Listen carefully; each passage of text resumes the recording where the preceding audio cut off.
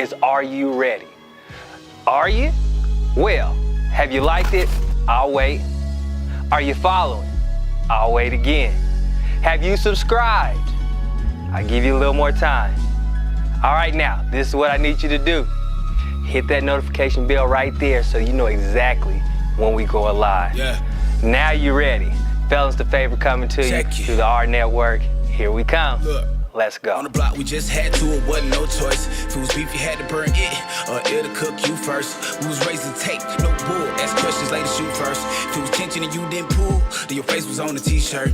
No man to teach a man, so the streets had to teach him. But it ain't no love in the streets. They just take what they need from you, then they give you a rap sheet as long as D now. So the credit checks and job apps, they come with D now. And so we revive, and they wonder why we wild. We lions in the jungle and we gotta eat. Whether it's a mask or a glass dish, I gotta feed my little Simba so he can grow and become a king. I'm just trying to keep him from becoming another me. But it's hard to be what you can't see. Gotta change these bars in the King's speech. To heal these scars of pain cuts deep. Gotta touch them before they touch me. They gon' feel me before they cuff me. But it's a better way, just trust me. Yeah. Look, this is the way that we end up in this before we start. I'm trying to keep you from writing bars behind bars. You send a kite to your people and you get no response. This is a warning before destruction, before it comes. I want you to feel my pain, so I spit bars behind bars. I'm just caged in the cage, that mean it's bars behind bars. Yeah, the meaning ain't the same, that mean it's bars behind bars. Been free 100 years and still a slave, that's bars behind bars, yeah. Just take a second to recollect before your Nike check with the tech. Let this broadcast another route to respect. Teach you another route to success, cause taking the streets could be treacherous. Because once you get it, they wanna come get it. They're running your crib for a necklace. You wanna get bands on deck, then get out the stands, no rest. And get on the field and play your position. Legitimate plays, legitimate checks. It's just amazing what you can do when you change your mindset. Like you in the gym and you looking for gains, but it's no shots, it's just all reps. Hit the dealership like it's all there. No foul balls, but life ain't fair. How you stacking bread all on the ground with 400 grams with no safe there? That's crazy, right? Because they stare. But if you keep it clean, it's no worries. You can lead your squad with a business plan that don't include snow flurries. But if you lock down, it's no service unless you talk to the water. They say it ain't no roses in this concrete garden. It's not who's the hardest, but who can break the cycle, then change the tracks and then restart it and gas it up and keep it going, yeah.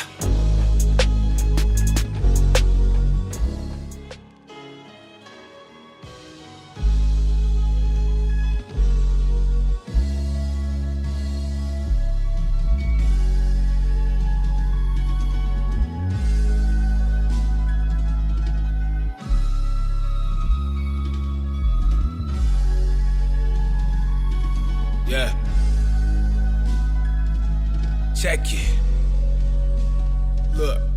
On the block, we just had to, it wasn't no choice. If it was beef, you had to burn it, or it'll cook you first. We was raised to take, no bull, ask questions, later shoot first. If it was tension and you didn't pull, then your face was on the t-shirt.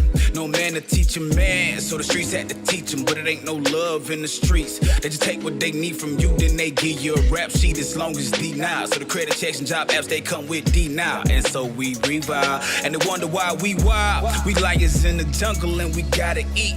Whether it's a mask or a glass dish, I gotta feed my little Simba so he can grow and become a king. I'm just trying to keep him from becoming another me.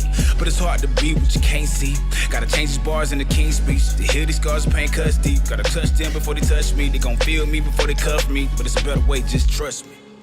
Yeah.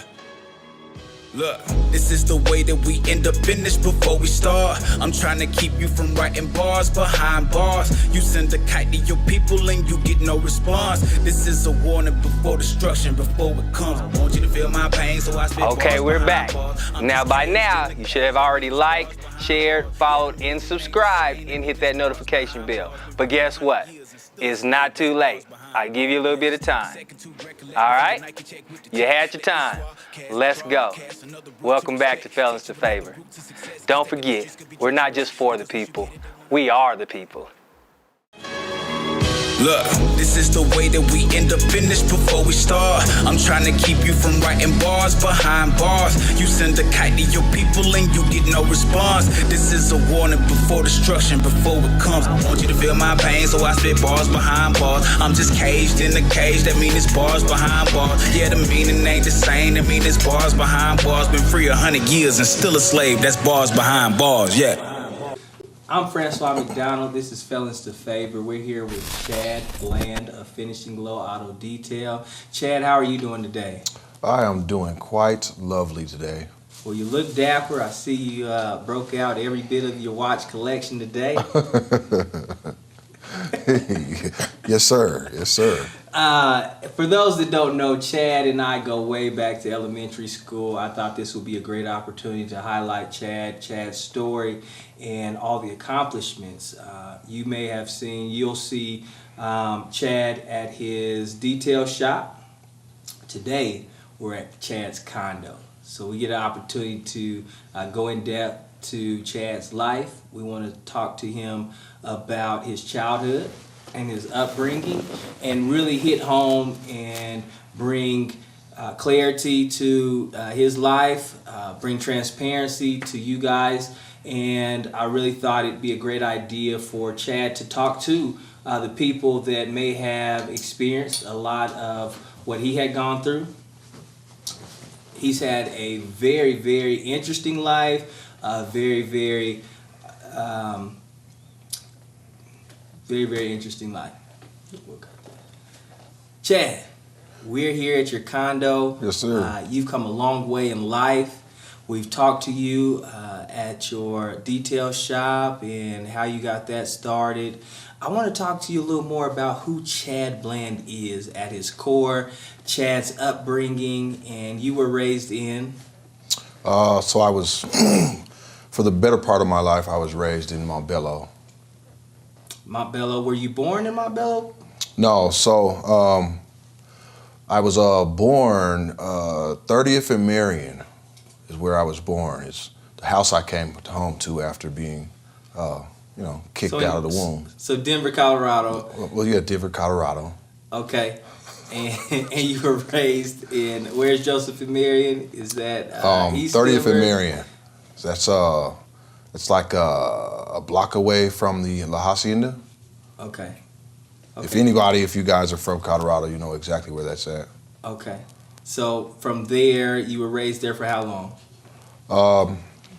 Up until I was probably about 4 or 5. Okay, 4 or 5 years old. The earliest memory you have at that age. Tell us a little bit about your upbringing, East Denver. Now, if you're a native of Colorado, you understand the neighborhoods. You also understand Montbello is a section, Park Hill is a section, and East Denver is a section as well. Aurora is another section, but for the most part, East Denver, Park Hill, Montbello were more known for their urban section. Montbello, Montghetto, Park Hill was more of a gang-related environment, community, which is known for the Bloods.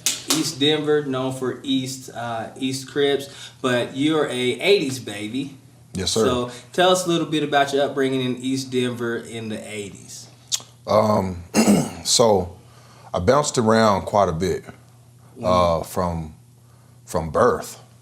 So most people, when they say they bounced around, they're military brats, right? They bounce around from city to city, from country to country. Chad, that was not the case for you. Tell us a little bit about how you bounced around.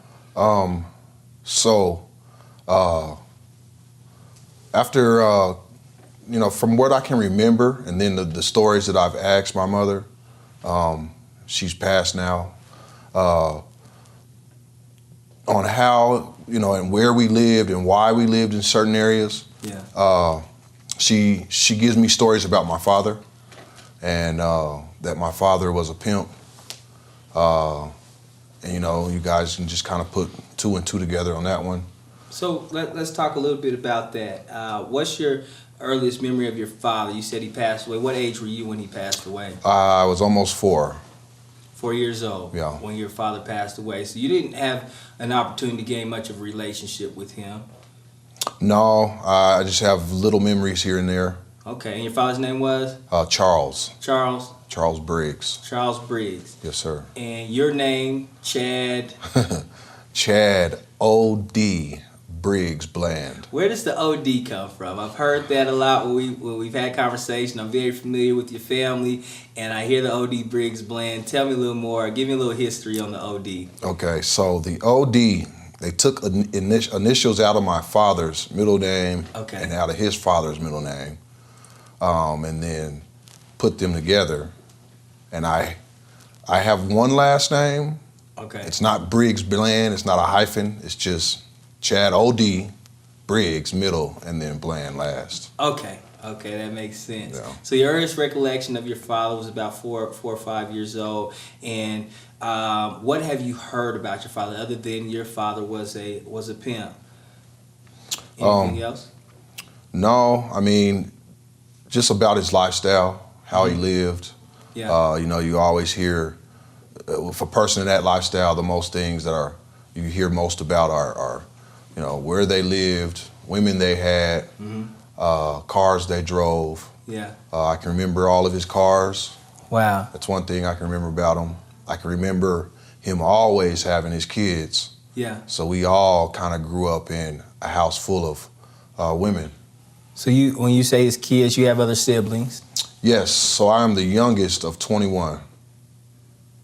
You say 21 children? 21 children. Of your father? Of my father. Okay, and how many of those of your mother's? So if I include my 2 sisters from my mother's side, it's 23. 23 kids, 2 siblings from your mother, 20 others from your father. Yeah. How has that affected your upbringing? Were you close to them? Did you have a relationship with the other 20 siblings? Tell us about that. Prior to him passing, the younger of us, I had many relationships with. Okay. But after him passing, everybody kind of went their own way. Wow. All the women just kind of took their kids, went their own directions. All of my siblings ended up back in Michigan. They're from Detroit, Michigan. Okay, and how did he pass, if you don't mind me asking? He had a stroke, right? He survived the stroke. Okay. While he was in the ICU, just trying to get better so he could be released, one of his other women came in there and gave him some coke. Wow. And he suffered another stroke and passed from that. Wow. So while he's in the hospital recovering. Yeah. I take it there was a drug addiction there. Yeah. You know, it was a coke thing back then. Yeah. We're talking about 80s babies, right? And we can go on and on about what happened in the 80s. We know that, 70s, you had civil rights movement coming out of the civil rights movement, 60s, 70s coming out of the civil rights movement.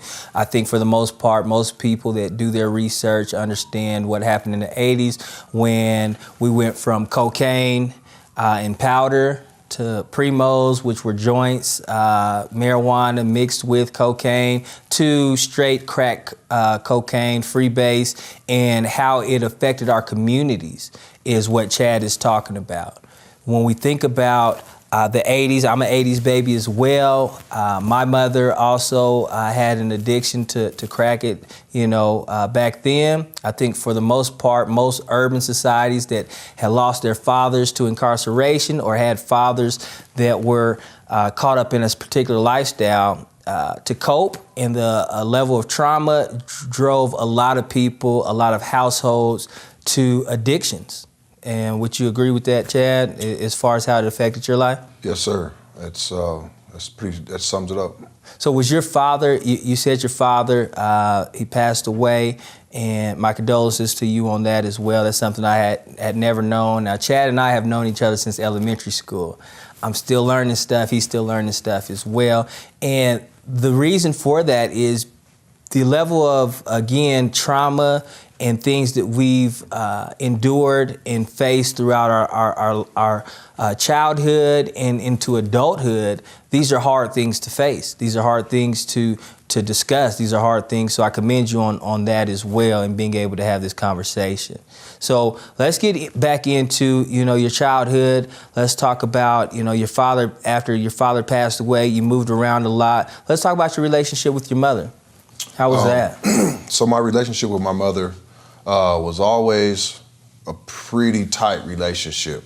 Okay. I can remember, of course, like I said, moving around quite a bit. Absolutely. So my mother had a couple of clients, if you will, that took a real special liking to her. So I can remember living with one in particular. It's a white guy, and we probably lived with him for about a year or two. Yeah. He had a son, which was one of my best friends back then. Not quite sure why that came to an end. Yeah. But it did. I could also remember, growing up in houses with mink rugs and big hefty, like bulky furniture, like expensive things. Yeah. It was kind of like a part of my mom's whole life. Wow. Coming up in the 80s. Yeah. With her moving around like she did. When her and my father were a couple, I can remember, moving around from Chicago to Detroit, back to Denver, to St. Louis, all these different places. Yeah. And not necessarily moving, like living, but Yeah. these would be places we would just be in and out of. Wow. So you were with her. Not all the During time, these transitions, but yeah. I've moved around. Yeah. So during these periods of times in your childhood and your upbringing, and as you look back on these moments, as you look back on your childhood, what are your thoughts? How has it affected your adulthood? Has it affected your adulthood? Yeah, it has. There's still things that I believe I fight with. Yeah. When it comes to just being an emotional person, or being a person that just will actually open up about certain things. I find that challenging. Well, of course, being one of your friends from elementary school, again, a lot of these things that we're talking about, and we're speaking from a point of deliverance. We're speaking from a point of getting past those things, but these are things I've never heard. We've had numerous conversations. We've talked about a lot of things, and it is surprising to me, but it also helps me understand the deep pain that comes with that. Your mother, your father, you grew up, moving from place to place, not necessarily having an opportunity to have relationship with your other siblings, and so from there, what takes place? Tell us a little bit about what happens next as far as your upbringing. Was there ever a point where you were able to be stable and maybe sit still, if you will? Yeah. So after moving from Marion, we moved to Montbello, or I guess I shouldn't say we moved. I can remember the night that my mom dropped me off at my grandmother's. And what I remember about that night is it just didn't feel right. It didn't feel like, it felt like I was being dropped off. Yeah. And how old were you at that time? Probably about 5, maybe 4 or 5. Okay. The feeling from that night was just, it was, I had a high level of anxiety going on. Even at 5 years old, you can remember, the feelings that you had. Yep. I can remember crying myself to sleep that night. You know what I mean? Because something didn't feel right. You knew. Yeah, and I probably didn't see my mom again for a couple months after being dropped off that night. Wow. So you knew something was wrong. You knew that this was a transition. You probably didn't know at that time, but this happened to be a transition in your life. So your mother there's a period of time where your mother drops you off at your grandmother's house in the middle of the night. You are 4 or 5 years old. You're really not comprehending everything that's going on. You just know that something's wrong, and you know that, I can only imagine what's going through a child's mind. You're with your grandmother for 4 or 5, after 4 or 5 months. Have you seen your mother during this period of time? No. From that point, for a few years there, it would just be, I'd see my mom here and there. Periodically. Yeah, she'd stop in. She might spend a night or two, and then she'd be gone for another, sometimes small stints, sometimes to me very long stints. As you look back and we talk about mental health, how has that period of abandonment affected your adulthood or even your upbringing from an adolescent to a teen and so on and so forth? It's affected that piece of me quite a bit. Yeah. In the house with my grandmother, don't get me wrong, there was a lot of love. Yeah. She fed me, she put a roof over my head. Yeah. But the words "I love you" or hugs and kisses didn't exist in my home. Wow. From that day that I was dropped off up until the day I moved out at 18, I've always had a room in the basement. That's cool when you're a teen, but just imagine a 4 or 5 year old sleeping in a basement with the lights off, all by yourself. Yeah. That was. I can remember hitting the lights by the stairs. Wow. And taking off to the room, but that was rough. That was rough. Yeah, how do you think it affected your childhood as it related to your interaction with peers, your interaction with other kids, your interaction with other family members and the such? It definitely kept me guarded. Yeah. It kept me keeping my emotions inside. Mm-hmm. It kept me from expressing my emotions. Yeah. Which in turn it affected some relationships. Yeah. It brought others to an end. Absolutely. It's I'd imagine for a person dealing with me, it might be probably quite difficult. Yeah, I can only imagine, and me not being a mental health therapist, but someone that has also dealt with abandonment, dealt with affection issues, and so on and so forth, and how it translated into my relationships. I can only imagine. Chad, you lived with grandmother, moved in at about 4 or 5 years old. You're starting to understand the abandonment that you had faced and you had to deal with at a young age and had to comprehend all of that. Your mother's absent, your father had passed away. I can only imagine what's going through your head. What happens next? So now I start entering into school and stuff like that. Okay. And having grade school. Yeah, having a really hard time from the moment I entered the front doors. Yeah. And in my neighborhood, it was kind of on some typical behavior. Yeah. Which for most children, and when you say typical, for most kids. Most kids I grew up with in my neighborhood. And as I've gotten older, I see that it wasn't. But typical, when I say that, it was, blurting out in class, not sitting in your seats, teasing other children. Yeah. And I found this as I got older, I found that all of these behaviors actually kept me back from learning, Absolutely. Just the core of things you should know. Yeah. As you're going through school. Yeah. How did your grandmother deal with you?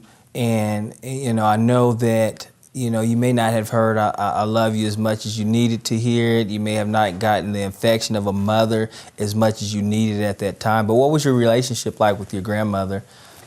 So it wasn't that close. I mean, of course, I seen her day in, day out. Yeah.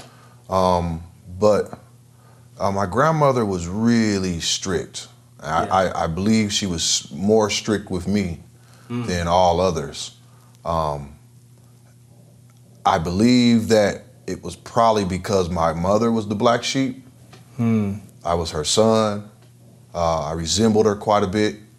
I think that I got a lot of the backlash in how she felt Towards your mother. towards my mother. Yeah. So you're living with your grandmother. At what point you're going through grade school, and then you get to middle school. You know, tell us a little bit about your next stage of adolescent, going into teenhood, if you will, being a teenager. So around this time, you know, I had always received my little check from my father passing. Okay, so Social Security check, when you say your little check, yeah. And it wasn't much because there were Yeah. so many children. Okay. I think that I used to get like $130, $140 a month. Around this time, my mom starts actually giving me some of the check. I can remember her giving me, you know, whatever it was out of the check she was going to give me. Going to sleep and waking up, and she had taken the money back out of my pockets. I might smile when I say that. Yeah. But you know, that affected me a lot. You know what I mean? Just, you know, to wake up knowing, dang, my mama just stole from me, because that's how I felt. Yeah. That's Yeah. what it was. So your mother, she had come back, I take it, into your life around middle school, and more than likely she was dealing with a drug addiction. Yes. So she still has a drug addiction. And over all these years, you know, on and off, I would go and live with my mother for, you know, a couple months. Periods of time. Maybe a year here, maybe a couple months here. Yeah. Was that a result of grandmother sort of not being able to handle, you know, the things that you were going through and how you acted out upon that? I don't think so. I'd have to say it's just because I was the only son for my mother. Yeah. And I was her love child. So, you know, she kind of tried to make sure she kind of kept me as close as she could. Gotcha. And you went to what middle school?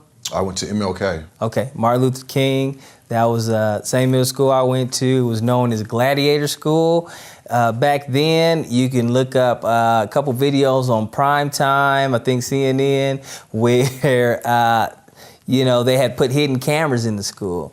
There was a lot of chaos in that school. There were a lot of urban kids bust into one school, and there were 4 elementary schools that basically in the area of Montbello, Denver, Colorado, that were bust into this one place, and it was almost like again, Gladiator School, where all these kids, chaotic kids from an urban neighborhood, was placed in one place. Tell us a little bit about that experience at MLK, Martin Luther King, your experience. So around this time is when I basically, from what I would call it, start raising myself. Wow. Meaning all clothes that were bought from me. Yeah. You know, here and there I'd have aunties and stuff look out. Yeah. That's one thing my grandmother never really did. I mean, she had a lot going on. Yeah. You know, she had other grandchildren who she was looking out for. Okay. You know, feeding us, and so she didn't really have it. Yeah. To be able to go and buy clothes and stuff like that. How many other kids were in the household with you guys at that time? So my older sister. Yeah. At this point, my younger sister. And then cousins would come in and out for, you know, months at a time. Yeah. Not having a place to live, and they would come in and stuff like that. So. Yeah. So it was, you know, I look at a lot of urban neighborhoods, and, you know, a lot of people we grew up with, a lot of people that have been through penal systems. You'll understand and you'll get to know that a lot of those were raised by their aunts, they were raised by their grandmothers, and in addition to them being raised, there were a lot of other children in that same household being raised. So it sort of takes away from the opportunity for that grandmother to provide as much love, care to, you know, a single child, or even a mother, for that matter, anyone that's taking care of a household, to provide, you know, as much love as a child needs. And we know from experience that a child needs as much love as possible. Yeah. So, you know, there was no no dealing of drugs at this point. But the little bit of money I was getting from those checks, Yeah. you know, I had to make sure I was managing correctly. Yeah. Because I know I needed, you know, school clothes. Yeah. I needed, you know. Let's get into Chad as a middle school kid, you know, going through transitions of life. Tell us a little bit about, you know, not necessarily your upbringing, but you and some of the things that MLK bred and pulled out of you. I'll just be honest with you guys. Chad and I used to run around middle school. I mean, it started in elementary school. We got to middle school, and we were, a lot of people would like to say bad. I would just say we were misunderstood. But tell us a little bit about that. I want to hear from you directly and what your perception was. So middle school, I still felt like I was, you know, an outcast. I knew that I was liked. Yeah. I knew that I had, quite a few friends, but I didn't feel like I fit in, mainly because, you know, I didn't have the luxury of of nice shoes and nice coats and not even a nice backpack. But what I did to survive through there was I had male cousins.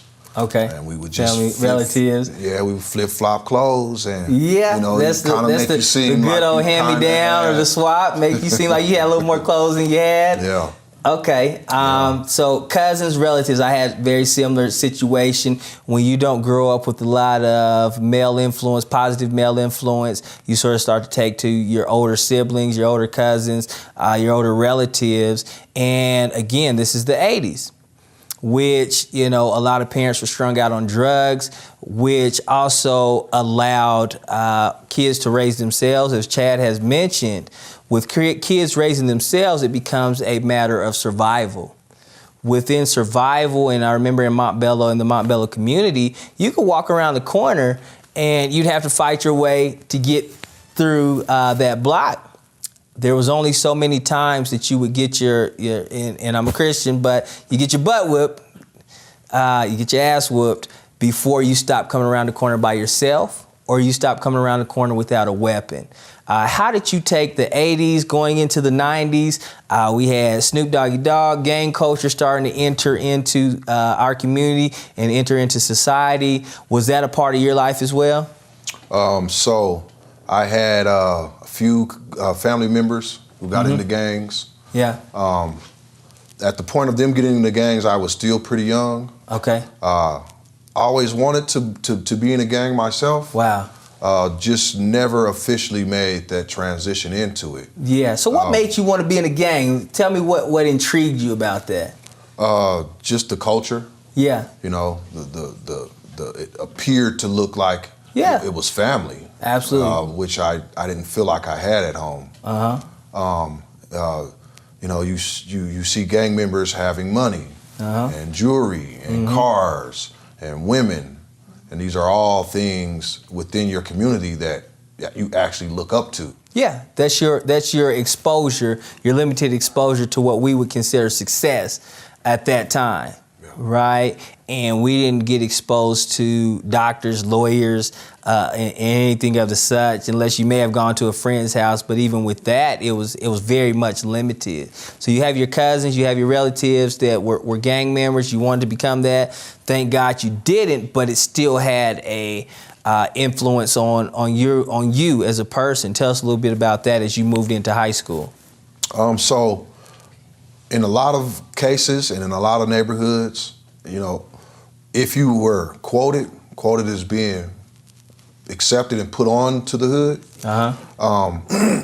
it didn't matter. In a lot of cases, you were guilty by affiliation. Yeah. Everyone I knew was from the same neighborhoods, from the same set.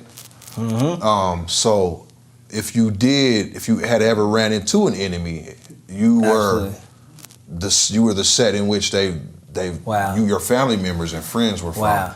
I can remember, walking, minding my business, having cars pull up on you, asking you, what set you from. Based on what color you was wearing or not wearing. Exactly. Yeah, and this is not just the Montbello community. These are communities across the nation that have been exposed to gang culture, that have been exposed to mothers and fathers on addiction or absent parents in your life. You're raised by basically your relatives, or you're having to raise yourself. It becomes a game of survival of the fittest.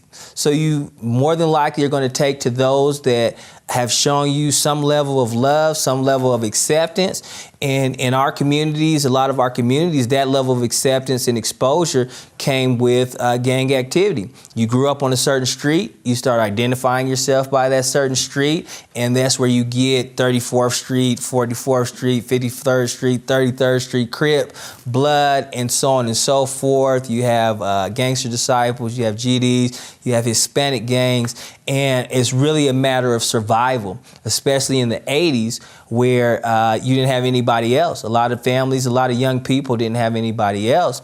You're going into high school, you have an association with a well-known gang at that time. I know for me, I accumulated a couple enemies based on my associations. Was that the same case with you? Yes. So transitioning into high school was quite a bit different. Yeah. And it was an immediate change. Wow. From coming from middle school into high school, where now, you have, middle school, you had 3 years worth of grades that were accumulated. Now you have that fourth year, and they were, you're 4 years now older, which meant that they had a different piece of the 80s. Wow. Than I believe we had. I mean, we all had the same piece, but they were more, it seemed to me like, they were quoted first. So they had a little bit of edge on you. Yeah, yeah.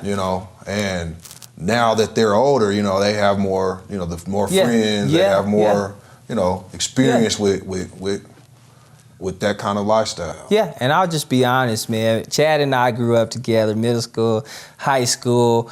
Our association with not only his family that were associated with the Crip gang called Gear Gang and the community that we grew up, which bred a lot of enemies.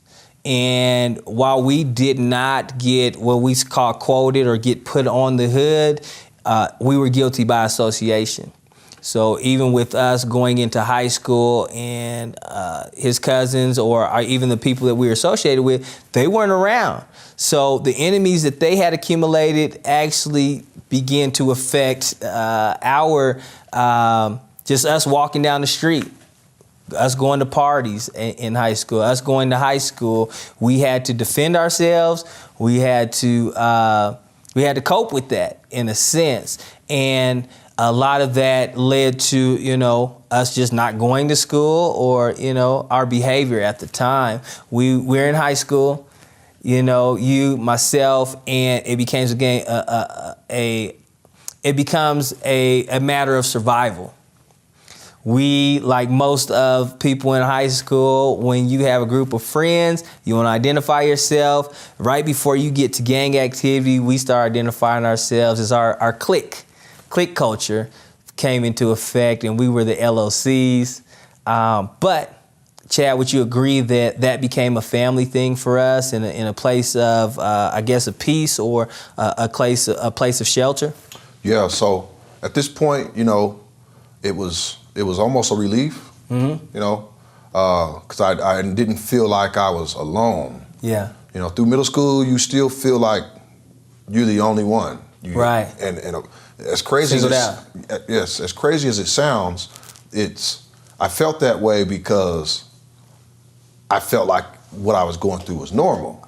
So I felt like I was the only one, meaning that knew how to look out for me. Yeah. You know what I mean? I know that sounds crazy, but it wasn't. Yeah. It wasn't. It was hard to reach out and accept people accepting me. Yeah. You know what I mean? In high school, now I know that, hey, there's more people, that I can relate to. Stories start coming out a little bit more of who people's mothers and fathers are. Yeah. And, who parents my mother knew, Whatever, Yeah, I remember. And I remember. aunties know, and Yeah. this, you know what I mean? So Yeah, I remember. It's a small community. It's a large world, but a small community. And I remember going to a friend's house and seeing his father and identifying his father or identifying his mother, someone that had come and did drugs and participated in the partying with my mother, and it was such a, it was a connection with that person. But at the same time, as I look back, it was hey, I wasn't the only one that, had a mother on drugs or had a parent on drugs that, was affected in that way. I remember police being at my house as well. So, in high school, we experienced these things. We got introduced to clique culture that translated into gang culture. We get out of high school, and we talked a little bit about this at the shop, your transition from, teenage years to adulthood. Tell us a little bit about that. In high school, and I want to add this, that's where you kind of get introduced to other ways of making money. I seen it as a another means of survival. As a middle schooler, and I seen it as kind of some in grade school. Yeah. Like I said, my older sister, we're 8 years apart. Wow. And she was kind of in the gang life. Dated a lot of gang members. My sisters as well. Who really got to the bag. Wow. So knowing this, and now you like, okay, these are the ones that you're exposed to as well. I can do this too, So, Chad, we went from high school. You're moving into adulthood. You've lived with your grandmother. You've moved around quite a bit. You haven't had the opportunity to really get established, and you have needs. And we know that moving into adulthood, you look for opportunity, such as myself. Tell us a little bit about some of the opportunities you took to at that time. After high school, if you just graduate from one selling of one drug to the next. Mm-hmm. Sold weed in high school, sold little shrooms, little, stuff like that. Mm-hmm. After high school, you move into, I'm the weed man, now I'm the dope man. Mm-hmm. You talk about dope, we're talking about crack. Talking about crack. Yeah, because you need more money. Yeah. Me first being introduced to the selling of crack was one of my siblings. Wow. Had a pager that was the beepers cracking. When we say cracking, you mean very active. And from a business standpoint, it brought a lot of opportunity. Yeah. I had moved into a known crack zone. It was 18th and Galena. Okay. And at this point, I'm selling weed, and I'm just working.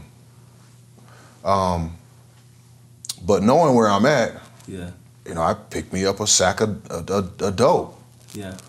And one thing. So long you were going to be in that environment before you start taking to the opportunities that existed there. Exactly. One thing led to another. Yeah. And now I'm making hundreds of dollars a day. Okay. Selling dope. I've quit my job at this point. Mm-hmm. I've turned my house and home into a trap spot. Okay. When we talk about trap, we're talking about a drug dealing, a place of drug dealing opportunities. Yeah. Okay. And this spot, was 24/7. Yeah. We shared it with a friend of mine, another close friend of mine, mm-hmm. who then we have little homies trapping out of there. Yeah. Even got to the point where we had big homies trapping out of there. Uh-huh. And this place, we had a couple visitors, the police, a few times before we moved out of there. We call them visitors now. So our neighbor was this older white woman. Yeah. One day I come home and she's cool with us. Yeah. She says that the police were at the front door, back door, hopping fences. Wow. Basically the SWAT team that came out. Yeah. No one was home. And it's a good thing she told us and alarmed us of this. We used to have the police come knocking at the door. We'd answer it. You know, you ain't coming in. Yeah. They would just simply say, "Hey, do you mind if we come in and look around?" You know, and I say all this to say our spot got this hot. Yeah. Okay. So you're in a place where you have to survive. You chose drug dealing to survive, as most young people would. The fast way, the fast money, and the exposure or the limited exposure to other sources of income led you to do those things. You're just out of high school. You had to survive. You moved out of the house with grandmother. You've taken to whatever you were exposed to at that time. Can you look back and understand how it led you to that point? Yeah, I can. You know, just the years of not having anyone to kind of guide me. Yeah. And not having, I think, the right amount of love and support in the house I grew up in. Yeah. And having been raised by my peers. Yeah. This was just normal. It was what we did. You know, it wasn't downed, it wasn't frowned upon. It was actually loved. You actually got like props for actually living this lifestyle. With recognition, it was rewarded with, compliment. It was rewarded with, at that time, female appreciation, if you will. But let me ask you this, how does it feel to have embraced the same things that led your mother to drug addiction and selling crack when you knew your mother had dealt with an addiction of crack? And I'm sure there was a level of trauma that led her to that. So at that age, you don't really think of, dang, this is what led my mom here. Yeah. I mean, you do, don't get me wrong.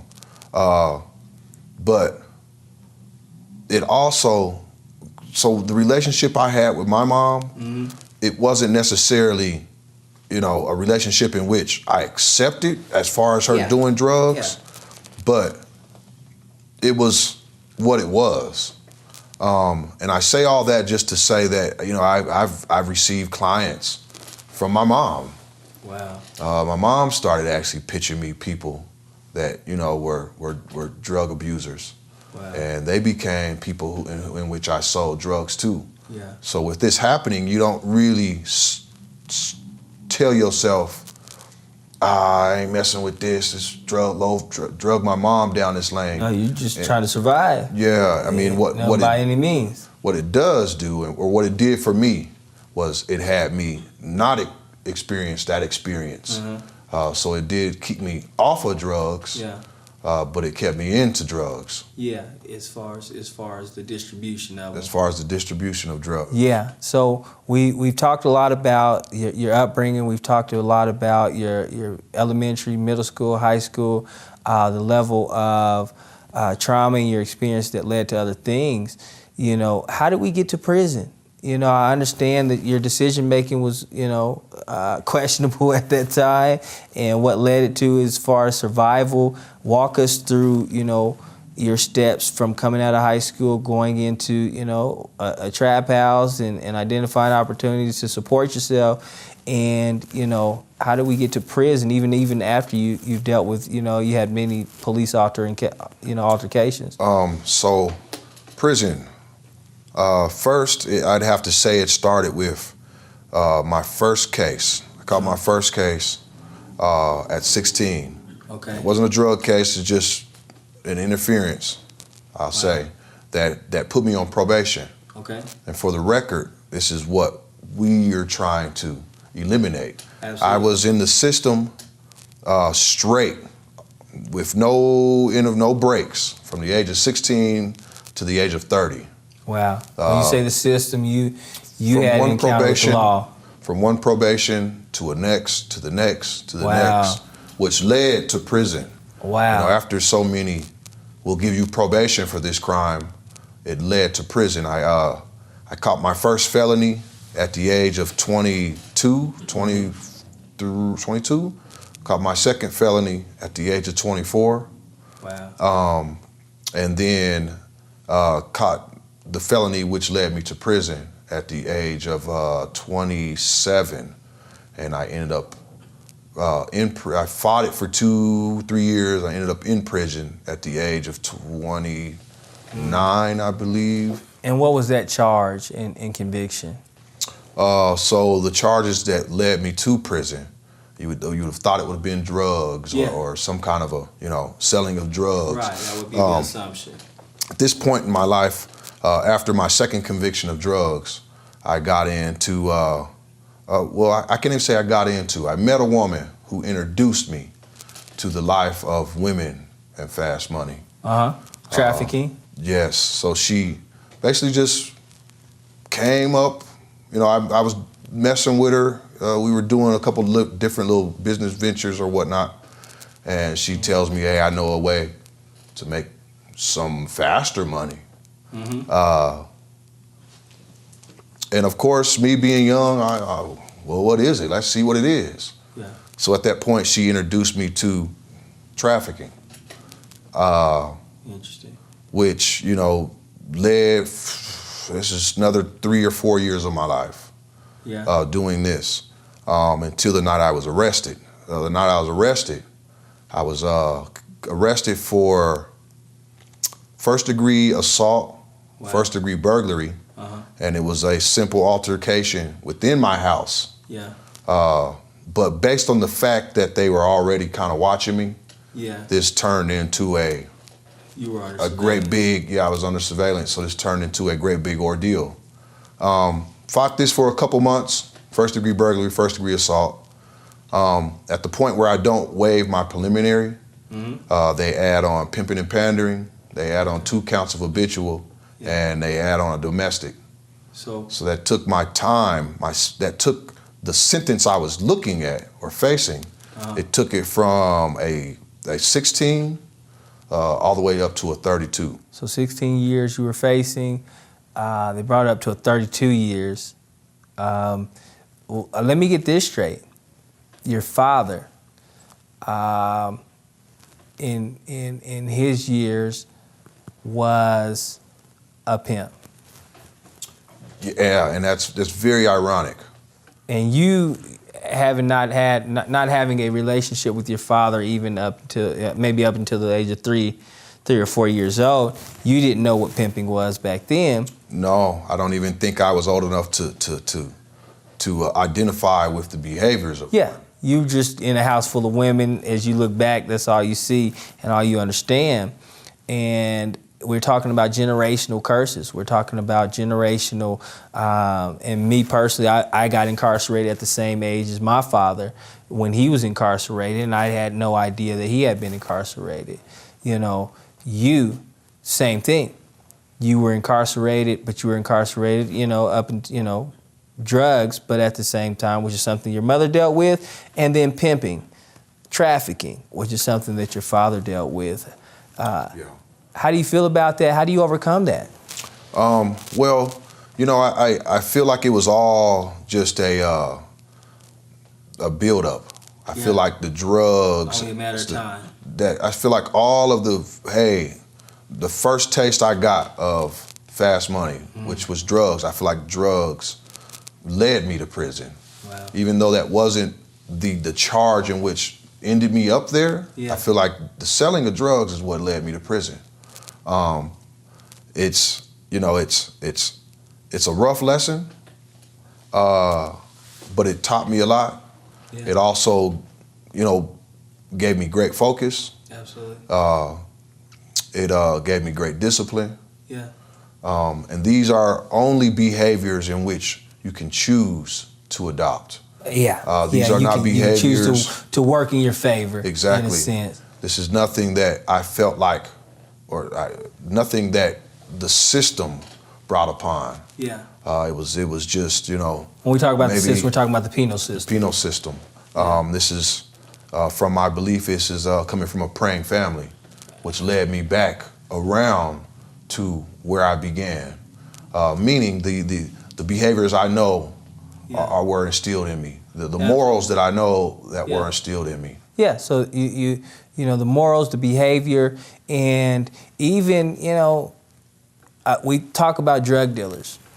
We talk about those that took advantage of opportunities that, even though they weren't the greatest opportunities or the greatest decisions, and how you flip that and make it into, currently now, a career. You took it from prison and some of the same skill sets. Tell us some of the same skill sets that you needed as a drug dealer and even as, trafficking, I guess you could say, and how you use those same skill sets today in your business, Finishing Glow Auto and Detail, which by way is a very successful business. As we see, we're sitting in a high rise over downtown Denver, and we see, pretty much the city from, your establishment.